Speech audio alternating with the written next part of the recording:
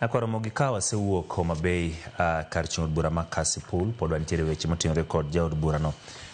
Sama jopiny pod yuago tho mar jaod bura ma Kasipul Charles Ong'ondo Were penjo mathoth ewi ng'ama ne Ong'ondo en, kama ne osome, tijege kod kit siasa pod nie pacho oganda. Jafwambo mar Walter Nyambaga kolono mathoth. Nimeshukuru sana kwa kulika kwangu hapa. Charles Ong'ondo Were mane en jaod bura ma Kasipul, jal mane siasa ne kod miyung'o ahinya to ka odhumo oswayo. Igena abuyo gi Kiswahili kechikoni bet kisungwe maging'e ahinya oswayo ni wan jomungu kuja matunadi emwang'ei yodako jambo. Nimeshukuru sana na nitarudi. To wuodhe siasa osechalo nade. Bang' nyuolne kar chung od bura ma Kasipul, Ong'ondo nochako sombe sikul primary ma Karabok e higa mar 1976 nyaka higa mar 1982. Ne osodo sekondar ma Oyugis e higa mar 1986 kama noyude certificate mar sekondar.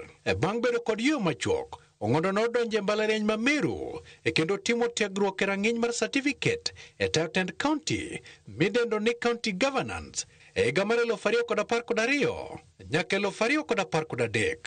Ong'ondo bende nosomo weche mag ohala e rang'iny mar diploma e mbalariany ma Mount Kenya e higa mar 2013 nyaka 2014. Jatelono bende ne omedo rang'iny mar sombe e digri e weche mag ohala mane mbalariany mar Mount Kenya e higa mar 2015 nyaka 2017. Kane ochopo higa mar 2019, Ong'ondo ne omedo sombe rang'iny mar masters e weche mag nyiepo kod ohala. Sisi tunakula. Niwaambia watu wa Kasipul, chukua kuna hakuna cha kurudisha. Kapok ne odonje siasa, jatelo ne obedo kod thuolo mar tiyo kembe mag ji giwegi, moting'o bedo jatatije maduong' e kambi mar Victoria Cleaning Services e higa mar 2003 nyaka 2022.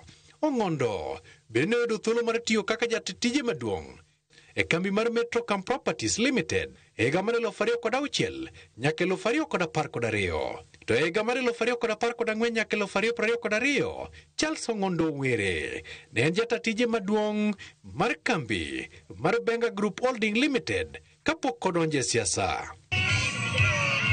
E higa mar 2017, e yiero maduong', Charles Ong'ondo Were ne odirore pap mar siasa kendo chung' kama ne ochame muma kaka jaod bura ma Kasipul e tielo mokwongo.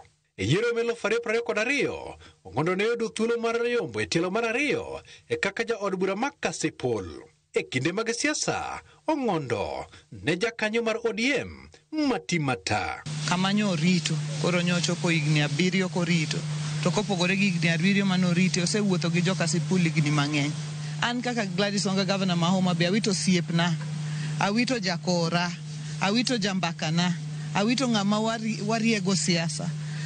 Atimo mos ahinya ne family mare. Ong'ondo nyo jagoro maduong' mar ODM bade ma Homa Bay. E yiero mane wadhi mbele ni ne en achiel kuom jogo mane dwaro mondo benwa jakom. An anyalo wacho gi chuny mayot ni nang'eyo ni ka ne en interested ne wadhi kete jakom. And en gima ne wasechako kuothe. Koro wawito ng'at ma ne ong'eyo tie loyalty. Nyadi mathoth ne opangore siasa kendo loso mojing gino mane miye picha mopogore kod jo siasa mamoko. Branch mare mar party ma Kasipul orieyo motegno kendo nokonego ngimane ng'adre yo manong'adore gono. Onge gima dimi ng'ato ka ngima wadgi kata obed kom. E od bura, Charles Ong'ondo Were nyo en jakanye komiti mochung' ne uchumi kod yuto mag nembe, to bende nyo yiere kaka jalup jakom komiti makelo wi oganda jo Kenya kanyakla. Koro tich ariyo ne waromo gi Were od bura, wagomba kopimo kaka siasa nobet kocha. To nyoro nyo Were manya, to nyo yudo kadich nyan gi weche buche mang'eny manyantie manyo kwa gomba ka gi Were. To Were en thoma lich. Kata kamano, oganda mathoth e mbui okoseling ka moko wacho weche moko manyotude kod njore motenre kod siasa, to moko to pake kaka jal majaratiro. Ong'ondo nyorado kod thone odhiambo mar tich adek bang' wuok e od bura. Walter Nyambaga, Ramogi TV.